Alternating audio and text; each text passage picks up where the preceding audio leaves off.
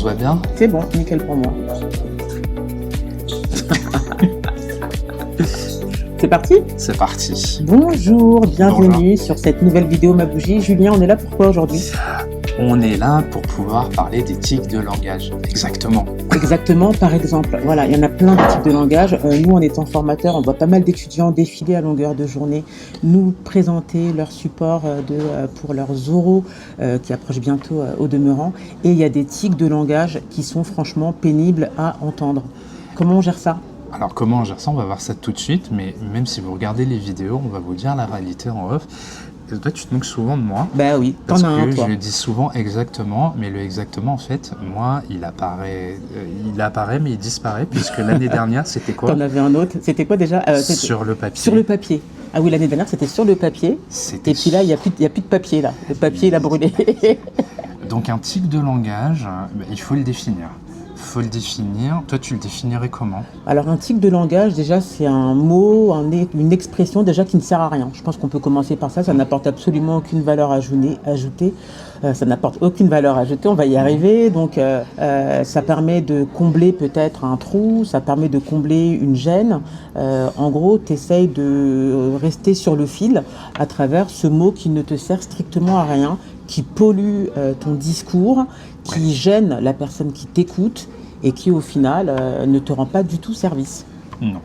On va où? Donc, est-ce que tu pourrais nous donner des exemples? Parce que moi, je suis d'accord avec toi, c'est inutile, mais c'est souvent, on n'en a pas confiance. Donc, est-ce que tu peux nous donner des exemples? Bon, moi, exactement sur le papier, voilà, t'as pas on le a droit de le dire. exactement. Alors, il y en a un, je pense que j'ai facile un quart de mes étudiants, pour pas dire à moitié, qui ont ce tic, c'est le donc. Et donc, d'ailleurs, même mes enfants. Voilà, comme ça, on ne va pas chercher loin. Mais les et adultes donc, aussi. Et donc, ouais, voilà, bah, c'est vrai. On est tous contaminés. Donc, le donc, j'ai fait ça, et donc, et puis après ça, et donc, voilà.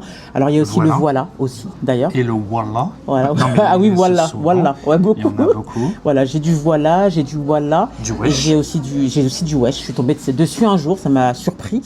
On se doute bien que quand on est dans un environnement professionnel, le wesh n'est pas adapté. Non. Faut se le dire. Et puis on va en avoir, moi je l'ai, c'est le le Ah oui, beaucoup. oui, ouais. Oui, et puis en fait tout ça pour masquer, voilà. Et ce qui est drôle, c'est que en contexte de simulation d'examen en oral, c'est exacerbé. Alors voilà, alors là pour le coup on l'entend beaucoup, mais quand on a cette discussion avec un étudiant, on parle normalement, en situation normale, ces tics disparaissent bizarrement. Oui. Et donc ça Est-ce que c'est pas la pression finalement qui ça va être la ou pression. les enjeux peut-être? Alors comment ça apparaît? C'est surtout ça qu'il faut se poser la question. Donc quand on regarde d'où vient la provenance, c'est effectivement qu'on va être en situation de stress. Ouais. Et c'est souvent quand on s'entraîne à l'oral, déjà, ce qu'on voit nous avec les étudiants, c'est qu'on essaie de vous faire parler comme quand on communique avec vous en temps normal. Ouais. Et dès que vous êtes en mode entraînement, en fait, vous parlez comme des bouffons, excusez-moi. Et en fait, on perd ce qui fait votre identité.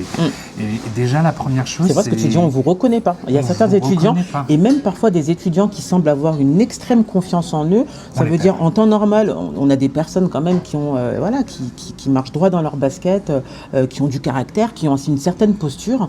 Dès lors qu'ils se placent devant tout le monde, devant la classe ou même devant moi uniquement en qualité de jury, on les perd complètement. Et donc ça, déjà, c'est une première clé. C'est la peur, c'est le jugement. Donc voilà, ça veut dire qu'il faut être conscient de ce qui se passe. Ça veut dire qu'il va falloir s'entraîner. Et c'est pour combler le vide. Les personnes qui improvisent beaucoup, moi, je m'en cache pas, j'improvise beaucoup. Je connais mes cours, je connais mes vidéos. Mais voilà, vous avez regardé les vidéos, vous pouvez savoir clairement quand j'ai improvisé et là où je ne l'ai pas fait. Et là, ça disparaît très, très rapidement. Toi, tu es vraiment plus dans le contrôle, mais comme tu es comme ça, en fait, au quotidien, tu pèses vraiment tout ce que tu dis. Ouais, voilà, j'essaye en tout cas. Ouais. Ça sort comme ça sort. Ça sort comme ça sort, c'est le but des décoffrages. Ouais. Par contre, j'aimerais revenir sur un point que tu as dit tout à l'heure, l'entraînement, s'il vous plaît. Alors, c'est pas le but de la vidéo, mais ça rappelle quand même bien l'importance de s'entraîner. Plus on s'entraîne à parler à l'oral devant des gens, moins on fait cette erreur. Plus on est à l'aise finalement. Il faut se mettre en condition. Il faut en prendre conscience. Ouais. Ben justement, Julien, alors déjà, comment est-ce qu'on fait pour identifier ces tocs et pour les corriger surtout, quoi? La vidéo. La vidéo, déjà, vous enregistrez-vous. Déjà, quand vous faites des photos, des vidéos, vous remarquez souvent, vous n'envoyez jamais la première vidéo. Juste le fait de vous écouter, pas de lire, mais vraiment de parler sans support, vous allez voir tout de suite, vous allez identifier. Toi, je sais que tu avais une méthode. Laquelle? Avec les mains. C'est vrai que souvent, avec mes étudiants, dès lors que je t'écoute et que tu as un mot, ton tic, qui revient systématiquement, dès que je l'entends, je claque des doigts. Je l'entends, je claque des doigts. Et en fait, au final, je me suis retrouvée un jour à faire un oral. Je vais passer mon temps à claquer des doigts. Freestyle. Voilà, la personne, elle a compris qu'il y a un truc qui n'allait pas. Donc ça aussi pour les formateurs, faites-le en cours. Et là, je le dis aussi aux étudiants, quand vous êtes en cours, excusez-moi, vous êtes des chiens entre vous. Non, mais c'est vrai. C'est vrai. C'est-à-dire que vous allez rigoler, alors que le but, c'est que vous pouvez vous aider, identifier. Déjà, c'est ça, c'est les identifier, le premier. Ouais, c'est ça, c'est un premier pas. Bien sûr. Une fois que vous l'avez identifié, vous en prenez conscience et vous allez voir que vous-même, au moment où vous allez le dire, vous allez vous arrêter de vous-même. Tant mieux. Qu'est-ce qu'il va falloir? Il y a la méthode des hop, et je reprends ma parole. Ça veut dire, si je sais ce que je vais dire et que je vais arriver au bout d'un moment où je sens que j'arrive au bout de mon improvisation, je reprends mon discours. Et moi, vraiment, je l'ai appris. Vous vous souvenez, on va toujours reprendre les exemples. Sephora, Gabriel, etc. Je vous faisais le test des 3 secondes. Et ça marchait. Il faut avoir l'habitude de le faire. Après, bien sûr, on ne va pas le faire le jour J devant un jeu, mais juste avoir ce temps. Pourquoi 3 secondes? Parce que... et ça a l'avantage. C'est le temps de se reprendre et ça met des pauses. Et là, ça n'a rien à voir, mais par exemple, pour les personnes mitraillettes, Mélodie, qui en fait partie, moi aussi. Comment on fait pour mettre des pauses? Et on reprend comme ça. Donc l'éthique et les pauses, c'est la même truc. Est-ce qu'il y en a d'autres? Moi, c'est la seule que j'ai envie de vous donner pour le moment, puisque c'est quelque chose de très simple à mettre en place. Une fois que vous les avez identifiés, en fait... Comme quoi? Je reprends mon discours et on va voir que dès que ça va revenir, on va se censurer. Et c'est une bonne chose là de s'en censurer. Et comment on s'en rend compte? Là, ça va être de l'entraînement. Donc, est-ce qu'il y a d'autres méthodes? Bien sûr que oui. Moi, je vous parle de ça. Sachant que l'entraînement, alors c'est aussi bien s'entraîner soi-même en se filmant, mais ça peut aussi être s'entraîner devant quelqu'un, devant un proche, devant un formateur, devant son ami, peu importe. Sa famille. Oui, clairement.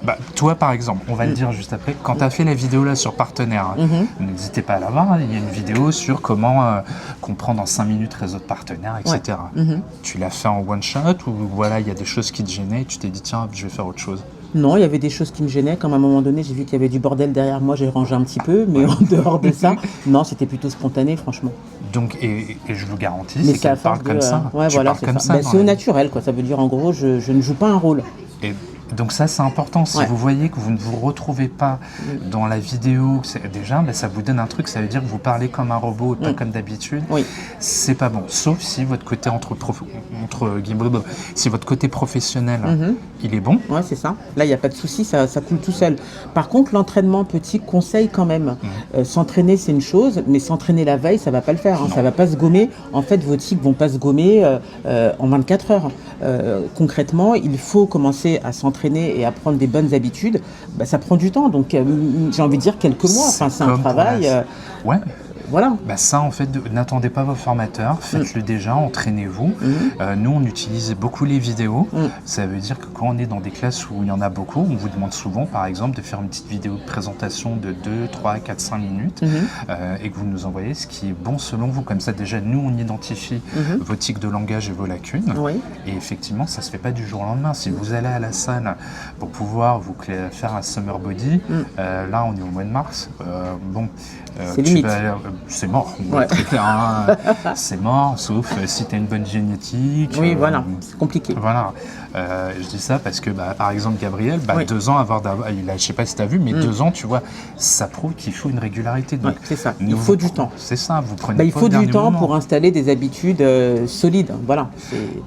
On est sur du long terme en fait, parce que ce conseil-là, en réalité, alors il va vous servir pour vos épreuves, mais la réalité, c'est que ça va vous servir toute votre vie, pour votre épreuve, pour votre carrière, dans le cadre d'un entretien aussi. Vous êtes devant un recruteur et vous passez votre temps à dire alors en fait j'ai fait ça et puis en fait j'ai passé mon BTS, mais en fait finalement j'ai changé de BTS. Croyez-moi, ça ne vous mettra pas du tout en valeur. Ça vous mettra pas en avant. Ouais. Donc ça aussi, c'est un tic de langage de répéter, mais ça, c'est autre chose. Le fait de répéter, c'est aussi de valider et de mettre l'attention dessus. Oui, et s'assurer d'être bien compris. On le fait beaucoup ça, les formateurs. Exactement. C'est pour ça que Exactement. C'est pour ça que je répète aussi souvent, c'est aussi pour valider des choses. Donc dans le cadre d'une formation, dans mon cas, c'est pas trop grave. Mais dans le cas d'un oral, en fait, ça peut venir parasiter. Ça veut dire que votre oral peut être parfait sur le texte, mais en fait, la forme va avoir plus de choses, on va retenir. C'est pour ça qu'on appelle un tic de langage. C'est ce qui nous clairement. Et ce qui est dommage, c'est que parfois, finalement, d'ailleurs, on a été emmené à en parler il y a quelques jours, quelques semaines, je ne sais plus, sur une vidéo. Malheureusement, parfois, la forme, elle parasite le fond. Donc vous avez peut-être de très belles compétences à démontrer, vous maîtrisez votre sujet, mais à cause de la forme, on n'a pas forcément envie. Vous passez à côté, on n'a pas envie de vous écouter, ou en tout cas, on vous écoute d'une oreille un petit peu agacée. Donc pour l'entraînement, vous pouvez faire des vocaux, vous pouvez faire des vidéos et surtout passer devant des personnes. Voilà. Et moi, je le dis vraiment, et je ne suis pas sadique, mettez-vous en situation de stress. Mettez-vous avec des personnes qui vont, vous juger. Comme ça, justement, vous vous retrouvez dans les mêmes circonstances que le jour de l'examen. Et souvent, vous dites oui, mais devant les jurys, je saurais faire la part des choses. Ah oui, non, c'est encore pire. C'est encore pire. C'est ça, il faut s'habituer, il y a des techniques. Donc, les enregistrements, et ça ne va pas être uniquement que dans les mots, ça peut être aussi, je me touche les cheveux. Bien sûr, je me gratte l'épaule, je me touche le genou. Quand ça c'est aussi, pas autre chose. On s'arrêtera là. Non, mais on peut le dire. Oui, non, mais quand c'est pas autre chose, vraiment, on voit des trucs. On a vu, mais on n'en dira pas plus. Moi, concrètement, si c'est pour vous voir vous décrotter le nez pendant un oral, oui, non, merci. Si c'est pour pouvoir vous voir tirer les cheveux, c'est ça, se gratter les aisselles, voilà. Puis on regarde le jury aussi, on a confiance en soi. Vous êtes censé être un professionnel, donc un professionnel a confiance en lui, a la bonne posture, parle de manière modérée avec ses mains aussi pour transmettre une information. Voilà. Et puis on regarde, c'est important aussi, on ne regarde pas le ciel, on ne regarde pas le sol, on ne regarde pas ses pieds. Enfin, c'est un échange. Donc un échange, quand on ne se regarde pas, ce n'est pas un échange, c'est un monologue. Non. Et d'ailleurs, aujourd'hui, vous regardez, je regarde plus Nadia. Pourquoi ? Parce que c'est pour montrer aussi, ça va mettre le focus. C'est important. Si je vous regarde là, en fait, je ne vous regarde pas vous, je me regarde moi, je vous dis pour voir si je suis beau gosse. Non, mais, voilà. Mais le but aussi, c'est quand on regarde quelqu'un, il y a un contact qui se crée. C'est ça. Donc voilà. Donc en tout cas, ça c'est ce qu'on pourrait vous dire, on pourrait le redire, on verra, peut-être un jour on fera un webinaire dessus. On verra, ça peut valoir la peine. Mais ça voilà, dans ce temps de préparation, puisque là on est dans le temps de la préparation, les dossiers normalement sont logiquement normalement c'est bouclé, sinon c'est un peu bon. En tout cas, il reste quelques jours là, j'espère que c'est ok pour vous. Donc c'est ce qu'on voulait vous dire. Comme d'habitude, n'hésitez pas à liker, n'hésitez pas à commenter. À partager aussi. Exactement. À nous encourager, à nous poser des questions aussi, si vous avez des questions. Voilà. Vous le faites, c'est vrai, vous le faites en privé plus qu'en public. On prend plaisir à vous reprendre, bien sûr. Donc on vous dit à très bientôt pour des nouvelles vidéos. Et à très bientôt. À bientôt, merci. Exactement.